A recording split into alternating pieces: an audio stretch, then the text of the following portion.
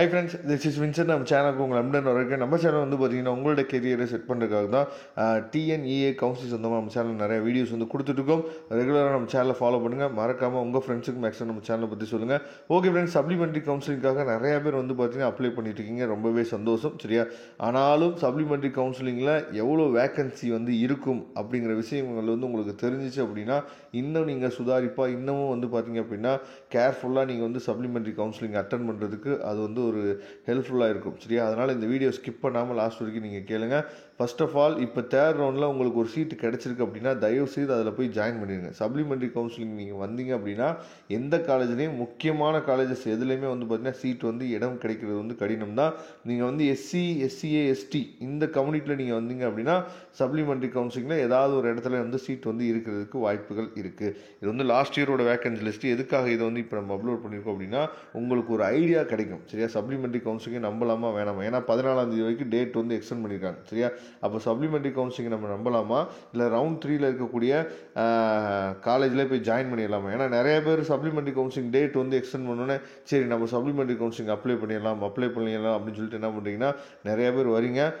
அது தவறுதான ஒரு விஷயமா மாறிடும், சரியா? அதனால் ரவுண்டு 3ல் உங்களுக்கு ஒரு காலேஜ் கிடச்சிச்சுன்னா தயவுசெய்து போய் ஜாயின் பண்ணுறதுக்கு ட்ரை பண்ணுங்கள். அதாவது 7.5 ரிசர்வேஷனில் வர ஸ்டூடெண்ட்டுக்கு நம்ம ரொம்ப முக்கியமாக சொல்ல வேண்டிய விஷயம் என்னாச்சு பார்த்தீங்கன்னா, உங்களுக்கு ஃபஸ்ட்டு கிராஜுவேட் இருந்துச்சு அப்படின்னா நீங்கள் நாட் அலாட்டட் வந்திருக்கும்.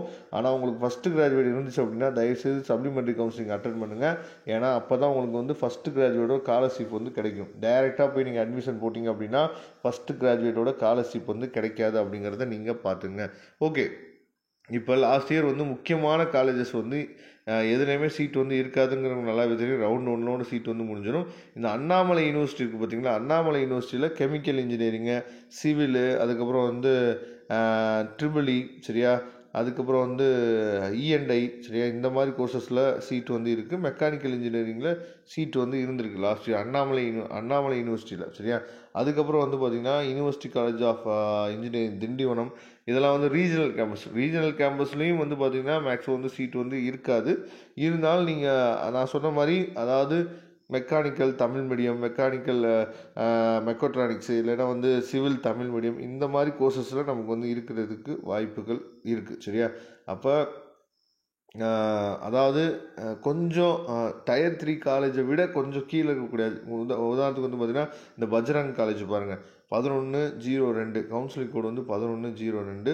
அங்கே வந்து பார்த்திங்க அப்படின்னா திருவள்ளூர் டிஸ்ட்ரிக்டில் இருக்கக்கூடிய காலேஜ் கம்ப்யூட்டர் சயின்ஸ் இன்ஜினியரிங்கே இருக்குது, சரியா? அப்போ இந்த மாதிரி சில காலேஜஸ், சரியா?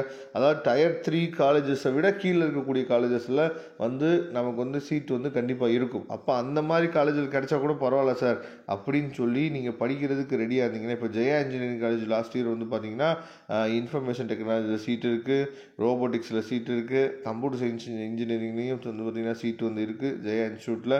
இந்த மாதிரி ஏற்கனவே நான் சொன்ன மாதிரி ரொம்ப லோ லெவல் இருக்கக்கூடிய காலேஜஸ்லாம் கண்டிப்பாக வந்து சீட் வந்து இருக்கிறதுக்கு வாய்ப்புகள் இருக்குது, சரியா? ஆனால் வந்து இப்போ ஆர்எம்டி பாருங்களேன். இப்போ வந்து ஆர்எம்கேல ஆர்டிஃபிஷியல் இன்டெலிஜென்ஸ் அண்ட் டேட்டா சயின்ஸில் வந்து பார்த்திங்கன்னா எஸ்டியில் ஒரு சீட் இருக்குது. அதே மாதிரி கம்ப்யூட்டர் சயின்ஸ் அண்ட் பிஸ்னஸ் சிஸ்டத்தில் வந்து பார்த்திங்கன்னா ஆர்எம்கேல ஒரு சீட் வந்து இருக்குது, சரியா? அப்போ கம்ப்யூட்டர் சயின்ஸ் அண்ட் டிசைனில் வந்து பார்த்திங்கன்னா எஸ்சிஏல ஒரு சீட் இருக்குது. அப்போ இந்த மாதிரி டயர் 1 காலேஜஸ், டயர் 2 காலேஜஸ் எல்லாம் எஸ்சி, எஸ்சிஏ, எஸ்டியாக நீங்கள் இருந்தீங்க அப்படின்னா கண்டிப்பாக சீட் வந்து இருக்கிறதுக்கு ஏதாவது 1-2 சீட்டாக நினச்சி பார்த்தீங்கன்னா கண்டிப்பாக இருக்கிறதுக்கு வாய்ப்புகள் இருக்குது, சரியா? அப்போ இந்த பிடிஎஃப் நான் டிஸ்கிரிப்ஷன் பாக்ஸை கொடுத்துங்க, எடுத்து டவுன்லோட் பண்ணிங்க. டவுன்லோட் பண்ணிவிட்டு உங்களுக்கு வந்து கவுன்சிலிங் கோடு வந்து எழுதி வச்சுருப்பீங்க நேரம். அந்த கவுன்சிலிங் கோடை நீங்கள் என்ன பண்ணணுன்னா இந்த பிடிஎஃப் டவுன்லோட் பண்ணிங்க. டவுன்லோட் பண்ணிவிட்டு மேலே சர்ச் பார் வருது பார்த்தீங்களா? இதில் நீங்கள் என்ன பண்ணுங்கன்னு பார்த்தீங்கன்னா உங்களோட காலேஜோட கவுன்சிலிங் கோடு, சப்போஸ் இப்போ பிஎஸ்ஜி காலேஜ் வேணும் அப்படின்னா 2006 அப்படின்னு சொல்லி இதில் நீங்கள் டைப் பண்ணிங்க அப்படின்னா அந்த இடத்துக்கு போயிடும். இப்போ பாருங்கள், பிஎஸ்ஜி காலேஜுக்கு போயிடுச்சா? பிஎஸ்ஜி காலேஜில் எவ்வளோ சீட்டு வந்து நமக்கு வந்து இடம் இருக்குது அப்படிங்கிறத நீங்கள் என்ன பண்ணலாம் சொல்லி பார்த்தீங்கன்னா தெரிஞ்சுக்கலாம். இந்த மாதிரி நீங்கள் என்ன பண்ணணும்னு சொல்லி பார்த்தீங்கன்னா இந்த பிடிஎஃப் ஃபைலை டவுன்லோட் பண்ணிங்க.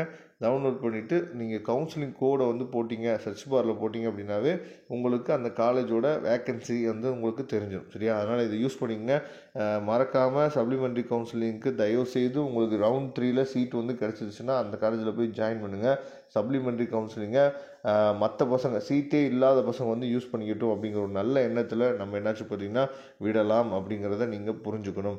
ஓகே ஃப்ரெண்ட்ஸ், உங்களுக்கு சப்ளிமெண்ட்ரி கவுன்சிலிங் ஹெல்ப் வேணும் அப்படின்னா டிஸ்பிளேல இது வரைக்கும் நம்ம நம்பரை பார்த்துருப்பீங்க. நம்பருக்கு உடனே நீங்கள் வாட்ஸ்அப் பண்ணுங்கள். நாம் உங்களுக்கு ஹெல்ப் பண்ணுறதுக்கு ரெடியாக இருக்கிறோம்.